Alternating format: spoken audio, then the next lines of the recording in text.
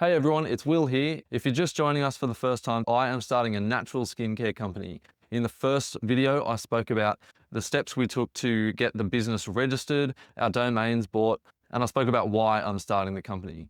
All right, so it's an exciting day because it is delivery day. These will be the bottle samples that we ordered in the first video. These are clear glass bottles that we just ordered from Amazon. They'll be similar to the samples that we ordered, but the reason I ordered these is because to do the shelf life test, we need to keep the products in bottles similar to ones we're selling them in. So I bought these specifically for that purpose. Now, I had a look in the packaging before. I don't know if you can hear this, but that's broken glass. Why they sent glass bottles in a plastic bag, I don't know. But yeah, let's take a look. So yeah, that is a smashed bottle. Needless to say, we don't have any use for that. I'm going to keep them in the packaging because we're going to need to get a return or a replacement on those. A lot of broken glass in there. But on a more exciting note, these are our samples. So let's open this up and have a look. So yeah, these are really well packaged. Let's pull these out. All right, so we've got our 100 ml bottle there. We've got our 50 ml bottle. We've got a 20-gram glass jar, and we've got the 5 ml tin things that I ordered as well. On here you can see it's just a nice short pump on there. And yeah, that's pretty much exactly what I was hoping for. So we will definitely order more from these guys. They have a 200 minimum order quantity per size. That's totally achievable. So for now, we're just going to print the label on a clear sticker. The next step will be to go and design that label. Let's go do that. All right, so we're back in the lab today, and what I've been doing is just some mock-ups of the labels that we're going to do. So I initially played around with having the logo in the center of the label and the information on either side, but it got really cluttered really quickly. So I decided to go for the logo on one side of the label and the wraparound to the information on that side. I also did a little wraparound label for the lip balm. We did have a look at maybe putting the information on the bottom there, just to avoid cluttering that side label too much, but just for the simplicity of ordering, keeping the costs down, I just squeezed all the information on there. It's quite small, but it's still very readable. I'll show you those here on the computer.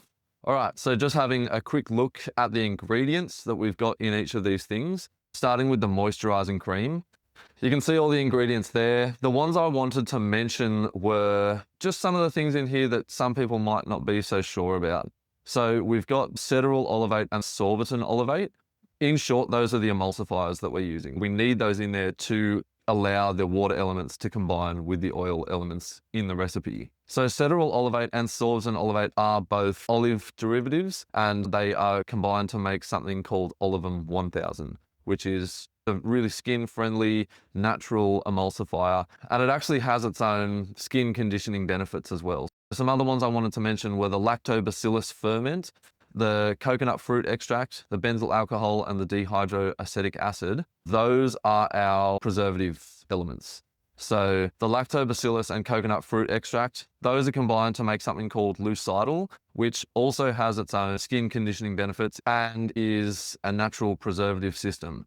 The benzyl alcohol and dehydroacetic acid are also sold together as a broad spectrum preservative. They are what's called nature identical. They do occur in nature, but in the context of cosmetic use, they are reproduced synthetically just for stability and abundance. So cosmetic products that use this preservative system are still considered natural, even though the benzyl alcohol DHA is synthetically produced. So yeah, everything else there, I think people pretty much know what they are. The only other thing I do want to mention, the blue tansy and the lavender. As you can see, I've marked that to say used at low dermal safe levels, because as with any essential oil, at too high a concentration, it can cause irritation on the skin. But yeah, the essential oil makes up less than 1% of the formula. There's the ingredients list for the moisturizer. Drop a comment if you want to ask any questions about them. So over to the cleanser recipe, same deal. It's mostly made up of stuff that people already know about, but a couple of things that I do want to mention. We've got the cocoa glucoside, which is a coconut derived natural cleanser. That is our primary cleansing agent. The glycerin in there is primarily used to hydrate the salicylic acid and the xanthan gum, but it does also have its own moisturizing properties. On that note, the salicylic acid is something I want to mention because a lot of people would be aware that salicylic acid can dry and irritate your skin, but it is worth noting that is only at high concentrations. So again, I've marked on there that it is at a skin safe 1% concentration. It just helps strip the dirt out of your pores. And then once again, we've got 2 essential oils that I've selected in there. We've got the lavender, the same as with the moisturizer, and then we've got frankincense, which complements the lavender really nicely, but it does, again, also have its own skin benefits. Other than the ingredients, we've got the directions for use, the storage recommendations. I had my wife look over these and give them the nod. She actually recommended that I change some of the sizing. I had all of the text on the right side here at the same size. She looked at it and said, you could make those other things smaller. So I did that, and yeah, I think it's made for a really nice layout. So obviously for now, these are just on a white background, but what I'm envisioning is that they will be printed on a clear sticker. Last but not least, I just wanted to quickly show you the lip balm label. As you can see, the main ingredient in there is tallow. I know a lot of people have a problem with the smell of tallow, but this one has turned out really well. My wife is one of those people that just can't get behind the smell of it, but she loves this lip balm. We've managed to find a nice balance between the tallow, the beeswax, of course the other things, but then also just a couple of drops of peppermint oil. Again, at a really low concentration. In a 20-gram pot like this, you're probably not even getting 1 whole drop of peppermint oil in there. So it's primarily tallow, but it doesn't have that nasty, beefy tallow scent. And then the other thing I wanted to mention is the beeswax. We have opted to use just a completely natural yellow beeswax. So that means it's unrefined, it's unbleached, it's totally natural. There was a conversation about whether to use white beeswax. So it's the same thing, but it is refined and bleached. Still has all the good stuff in it. But the reason we were having the conversation is because the look we're going for is that sort of plain black and white with the clear glass bottle. The issue that was presented with using the yellow beeswax is that it would have a yellow color on that pot with the see-through sticker. But we decided that what we care more about is the quality of the product inside the packaging as opposed to the aesthetic of the packaging itself.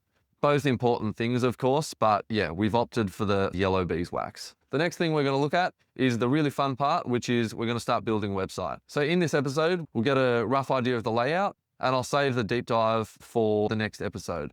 So let's get started.